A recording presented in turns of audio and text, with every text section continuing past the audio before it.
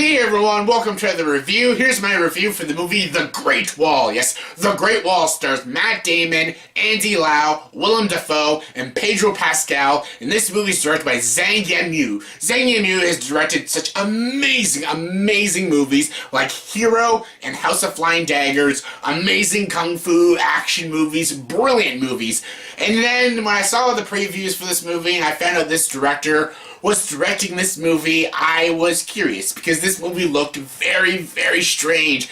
About these warriors, and Matt Damon's in this movie, and he joins these warriors, samurai warriors, I don't know what they are, and they're fighting these mystical creatures, like almost look like dragons, but they're not dragons, it's like these weird creatures, and they have to defend the Great Wall of China, and yeah, this movie looked fucking weird. But I was curious, maybe it was one of those ridiculous, silly action movies that's gonna be a lot of fun. I finally got to see this movie. It's not that great. It's not that good. The story of this movie, it's hard to explain the story. I basically explained it just right now. It's very hard to explain. It's about these two guys. They're basically, I guess bandits or scavengers. It's played by Matt Damon and Pedro Pascal, Oberyn, the Viper from Game of Thrones. Basically, they get to the wall, the Great Wall and stuff, and then they meet these group of warriors who defend the wall from these mystical creatures outside the wall, the other side of the wall. They're these weird monsters and stuff trying to get past the wall and attack the human race and stuff. So basically, these warriors are there to protect the wall and protect our human race because if these creatures get outside the wall, they'll kill us all. So basically, these people have been protecting the wall for a very long time. And basically, Matt Damon and Pedro Pascal, they run into these people, they get captured by these people, and then eventually they befriend these people, and they basically want to help these people and, destroy these creatures and, save the world and all that shtick. And yeah, this movie seemed interesting. Not really, but seemed fun maybe. Is it fun? It's kind of fun. This movie isn't a good movie. The Great Wall is not a good movie. There's some good things in it, but it's not a good movie. This director, I love this filmmaker. He has directed such amazing movies. I've only seen two of his movies, Hero and House of Flying Daggers. Those are brilliant movies. Amazing action movies. Amazing.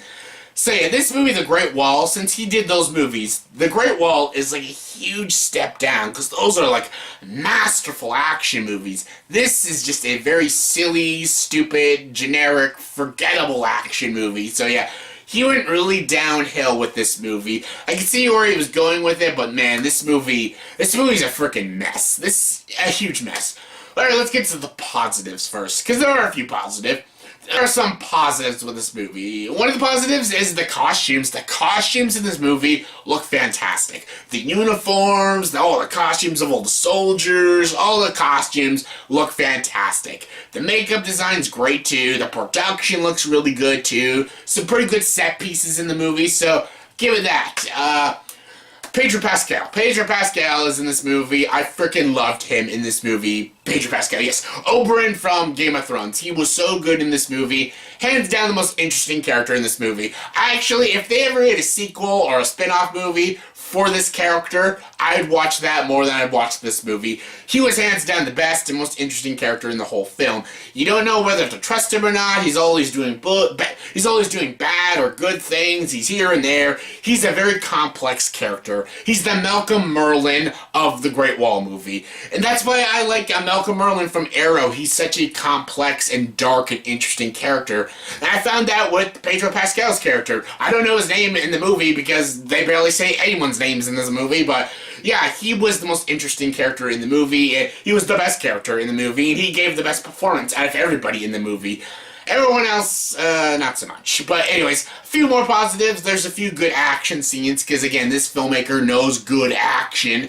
The action, at times, was good. There's a few cool hand-to-hand combat scenes. There's a few good sword fights and stuff. A few cool archery scenes, and oh, that was pretty cool. That was pretty badass. That's about it, though. The performances by everyone else is not particularly great. The warriors, these Japanese warriors or Chinese warriors, they're okay. it's the lead performances. Matt Damon is in this movie. Everyone knows I love Matt Damon. Matt Damon! Everyone knows I'm a huge Matt Damon fan. Good Will Hunting, The Martian, the Bourne movies. I love Matt Damon. I think he's a brilliant actor. He is hands down the weakest in this movie. His performance, this is probably one of the worst performances I've seen him give in a movie in quite some time. He is just terrible in this movie. His accent in the movie goes on and off. He's sometimes over the top. Sometimes he's bland as shit. His acting is just so all over the place. It's a mess, and it's pretty terrible. His character is also very bland, very one-dimensional. You don't know shit about him. You don't know shit about a lot of these characters. The character development in this movie is minimum. You don't know much about any of these characters. They're all very one-note characters. I wish this movie, I sometimes heavy exposition can get annoying, hence why people, nitpick Christopher Nolan movies, because Christopher Nolan puts a lot of exposition in the movie, but sometimes you need exposition. This movie needed a bit of exposition, because I didn't know what the fuck was happening half the time. They didn't explain some scenarios, they didn't explain some of the creatures, they don't really explain any of these characters, and these characters don't really talk about themselves, and when they do talk, they talk about the war and stuff. They don't talk about their lives or their interests or anything, so you don't know anything about these people or any of these characters. None of these characters are fleshed out. None of these characters are even likable because they don't really do anything. They have no personality. Nobody in this movie has personality except for Oberyn. Oberyn from Game of Thrones has personality. Everyone else in this movie is so bland, and you don't know shit about them. They have lack of character development, they have lack of personality, they have lack of depth. Everything about these characters are just terrible. The characters in this movie are horribly written characters. And some of the action scenes were a kind of a mess too. Some of it was a bit clunky at times, and a little too fast-paced for me. The editing was a little too quick for me. I wanted to see some more big-scale action scenes. We get that at times, but at times it kind of looks pretty hideous. Some of the CGI looks pretty good, but at times it looks like absolute shit. So, yeah, the CGI is a bit of a mixed bag.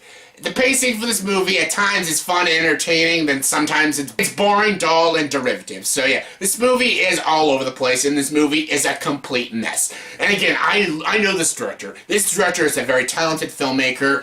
He makes good movies with good stories and good action scenes with very interesting, complex characters. And this movie really didn't have any of that. There was one good character, there was maybe two good action scenes, and there were some good costumes. That's it. That's all this movie had. This movie was a very generic, very forgettable action movie. I probably won't even remember this movie in a few months from now because it's so forgettable, it's so bland, and just, it's kind of pointless. I don't know why this movie was even made. This movie didn't really accomplish anything. It's not groundbreaking, it's not interesting, it's not entertaining all the time. There's at times it's entertaining, but all in all, it's not entertaining. All in all. There's moments of entertainment, but all in all, it's not entertaining. It's not a good movie. I can't say I was disappointed because this movie didn't look great anyways from the trailer, but I'm disappointed in this director, because this director is a talented filmmaker, and for him to do a movie like this is a huge step down for him. So yeah. Can I recommend this movie? No, I can't recommend this movie. This is not a good movie. It's not dreadful. It's not god-awful. It's no monster trucks or underworld blood wars, but it's still a terrible movie with some really bad shit in this movie, and a bad performance by Matt Damon, who's an actor I like, and some bad direction by a director that I also really love. So yeah, this movie is a huge step down. This movie is a huge step down for Zhang Yimou, and a huge step down for Matt Damon. So yeah, that alone deducts this movie a lot of points. So yeah, I cannot possibly recommend this movie. The Great Wall, very forgettable, generic action movie. So yeah, on a scale of 1 to 10, I'll give the movie The Great Wall a 4.5 out of 10, so yeah, please, don't see this movie. It is not good. So yeah, that was my review for the movie The Great Wall. So in the comment section below, please tell me, what is your favorite movie directed by Zhang Yimou? Zhang Yimou has directed a lot of great movies. I haven't seen all his movies, but my favorite of his is House of Flying Daggers. That movie's amazing. But what is your favorite? Comment below, let me know. And as always, if you like this video, please like, subscribe to this channel, and join the dark side.